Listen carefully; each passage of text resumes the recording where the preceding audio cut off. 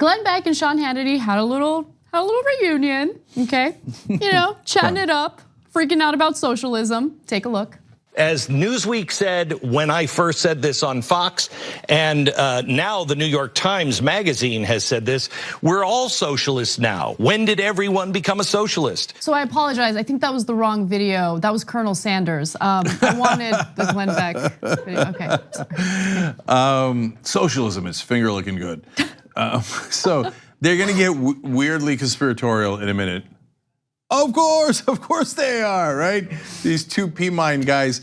All right, two pea-brain fellas. So, but before we even get into the conspiracies, look, this whole demagoguing about socialism, it drives me crazy.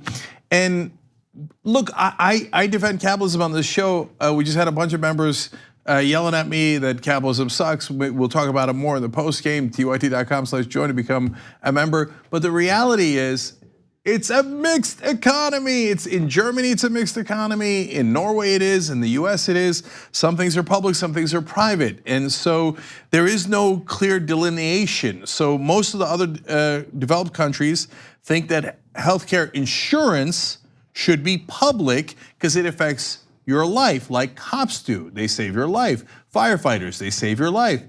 Doctors, they save your life.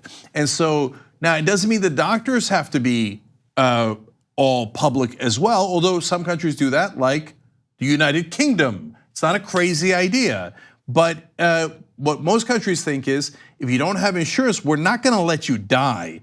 But here in America, we go, oh yeah, we'll let you die. Hey, you couldn't afford it, that's your problem, right? So, but these guys turn around and go, socialism, they're gonna take over everything. Nobody's taken over the Nike factories. Nobody's taking over cars, okay? Well, Beck asks, like, when did everybody become socialist, right? When they started enjoying the benefits of Social Security benefits, right? When they started enjoying Medicare, when they started enjoying police officers, when they started enjoying firefighters, when they stared enjoying the roads. The public parks. Like, all of these things are publicly funded, they're public programs. And so when you hear from the scary socialist candidates or scary socialist politicians, they're not calling for the government to make you your clothing or your shoes. They just want to ensure that certain programs don't have a profit motive because they're human rights, like healthcare, for instance. Yeah, just real quick, last thing on that, and then we'll get to their other much crazier clips. If you're saying like, oh, they started enjoying the fire department, what do you mean? No, fire departments used to be privatized in this country. And then you know what happened? It's only put out the fire in the house that was insured. But then fires would spread from the uninsured houses to the insured houses, and then the whole city would burn down. So we decided to make the fire department public, like we should do for health insurance. But these clowns get out there and go, oh my God, it's socialism. And Anna's exactly right. We have socialism in this country, and almost every one of those programs is deeply popular. Medicare is at 77%, Social Security is at 84%. Yesterday on the show, I was talking to a person who made a documentary that had a Proud Boy in it, and he's like, I hate Medicare, man, I want to get rid of it. Well, what do you live on? A disability check. Oh, come on. That's from the government, you clown, okay? So anyway, but we got more, let's keep watching these lunatics. I'm talking about the Democratic neighbor that I get along with right down the street. They don't believe in infanticide. They don't believe in destroying the free market system. They don't believe in all of the stuff that is coming out of the mouths of these radicals. What's going to shake them? When are we going to have our Labour Party movement where you have that in England, that the Socialist Party has noticed, wow, it looks like we're just full with radicals and anti-Semites, and members of the Labour Party in England are leaving the party saying, this is too radical for me. Yeah, this guy who was a never Trumper now kisses Donald Trump's ass on the daily. Talking about anti-Semitism when Donald Trump said there was very fine people on the Nazi side during the Charlottesville rallies. Went to the Republican Jewish leaders and said, you know, this room renegotiates more than any other room. And you guys like to buy your politicians, but you can't buy me. You're talking about anti-Semitism? Get out of here, man. And every part of this is ridiculous. Infanticide. Who's talking about infanticide? They took the Virginia governor's comments and totally twisted them out of proportion. He was talking about whether they should do CPR on a baby that had already died and had no chance of living, right? And they're like, oh no, they just want to murder babies, infanticide. I want to talk about infanticide for a second. I actually think it is important to bring up infanticide. I remember when a pregnant prisoner in Sheriff Clark's prison was going into labor begging for medical attention that she didn't get, and that baby didn't survive. Are conservatives upset about that? Because Sheriff Clark is being, paraded around town as this great conservative. So are conservatives celebrating him while accusing the left of infanticide? Come on. Sheriff Clark is trash. He's full-blown trash for what he did to those prisoners. That one woman being one of them. But one prisoner died of thirst. And you guys want to run around talking about how you're pro-life, please. Yeah, I mean, look, he's reviled by the left, but he should be reviled by the right even more. I mean, that actually happened. The baby died because he wouldn't bring medical attention to the baby. And you guys claim to be pro-life? That's the one case where there actually was infanticide.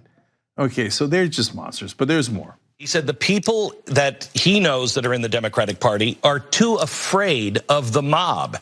And that's exactly what this cult, this cult of death, I think, is stirring up. This mob that will shut you down unless you agree with absolutely everything. And we lose the country if good, decent people don't stand up on both sides. I'd argue the cult of death is the cult that will make excuses for 2 migrant minorities who die under Border Patrol custody. That's the cult of death, if you ask me. Cult of death, what the hell is he talking about? I mean, these guys are taken seriously as if they're making legitimate points when all they do is spread fear, hatred, paranoia, and conspiracies. One more. What's the antidote? That's what I wanted to ask you. Waking up, and I don't know if there's an antidote, but I will tell you this: if the Republicans don't win in this next election, I think we are officially at the end of the country as we know it. No, that's the first thing that I finally agree with Glenn Beck on. It would be the end of the country as we know it. So Glenn Beck and Sean Hannity, the country they know, white people rule.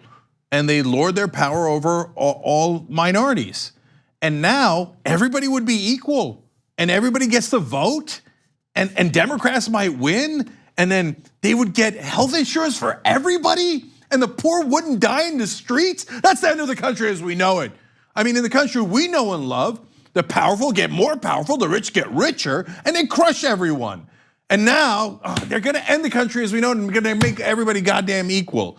So I'm telling you, that's why they're in a cold sweat panic, because they know that it's the end.